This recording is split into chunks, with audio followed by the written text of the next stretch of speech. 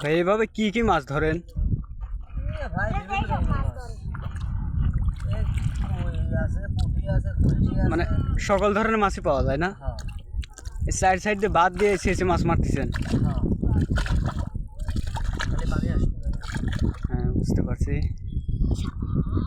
এইগুলো আছে, মাঝে মধ্যে তো জিল মাছ কাটাও দেয়, তাই না? হ্যাঁ। এই যে আমার এই 22 জিল মাছ কাটা দেখতে কি মাছ ধরছো? দেখি দেখি দেখি, কি মাছ? টাই মাছ। তোমার কোন হাতে কাটা দিছে?